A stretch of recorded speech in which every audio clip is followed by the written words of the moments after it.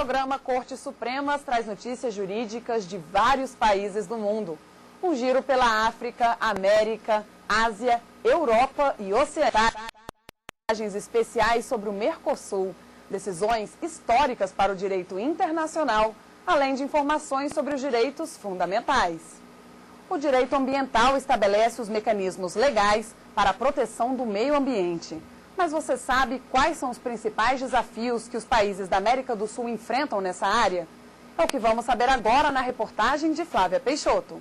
A preocupação em criar um conjunto de normas jurídicas a favor dos recursos naturais só começou a ser levada a sério com a primeira Conferência Mundial sobre Meio Ambiente, em 1972, na Suécia. De lá para cá, o tema ganhou espaço na agenda de discussão dos países. A ONU lançou no mundo a expressão desenvolvimento sustentável. De encontros e reuniões, surgem documentos e regras para a preservação do meio ambiente, como a Convenção da Biodiversidade e a Agenda 21, assinadas na ECO 92, no Rio de Janeiro. O surgimento da legislação ambiental aqui no Brasil acompanhou o ritmo da discussão internacional. Em 1965, o Código Florestal abordou a questão pela primeira vez, mas foi só com a Política Nacional do Meio Ambiente, em 1981, que a matéria entrou de fato para o ordenamento jurídico. A legislação evoluiu e possibilitou, por exemplo, processar quem desrespeitasse as regras. E com a Constituição de 88, o meio ambiente passou a ser visto como um bem de uso comum.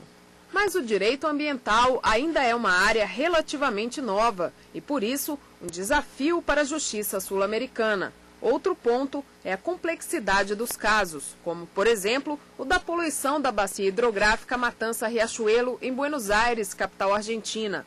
4,5 milhões de pessoas vivem nessa região, onde estão instaladas cerca de 3.500 fábricas. O problema de saneamento foi levado à Corte Suprema do país, que ordenou que os governos nacional, estadual e municipal unificassem os programas de recuperação da bacia e expusessem os planos à sociedade civil.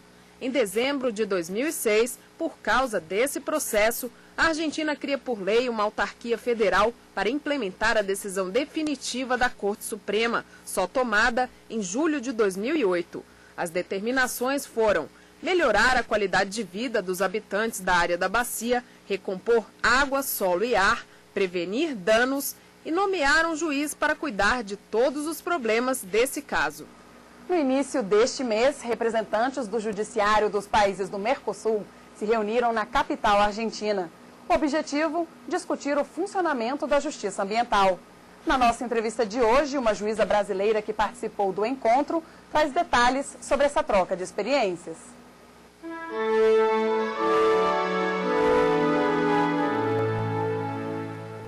Argentina e Brasil. A troca de experiências foi interessante no sentido da gente ver que os problemas são similares e que as soluções também adotadas num país podem ser utilizadas no outro. Trabalho conjunto. Quem está trabalhando de forma conjunta são os promotores de justiça do Paraná, Mato Grosso do Sul e Santa Catarina, com os do Paraguai e da província de Missões na Argentina, fazendo, por exemplo, a proteção dos rios que separam esses países. Talvez o mais difícil é você promover a equação e o desenvolvimento de todos que precisam trabalhar nessa área, né? Alguns países estão com o Judiciário e o Ministério Público pouco desenvolvidos e sem garantia de autonomia. Então acaba dificultando a forma de agir com independência. Desafios. É preciso preparar os juízes para os conflitos ambientais. Nós temos noções gerais de direito civil, ambiental, agrário, minerário. Entretanto, esses conflitos vão além dessa seara. Eles envolvem conceitos de outras áreas, como biologia, botânica, saneamento, problemas sociais, como, por exemplo, realocação das populações que moram em assentos marginais de rios, em favelas, e econômicos. Eles interferem na cadeia produtiva. E vamos mais uma vez navegar.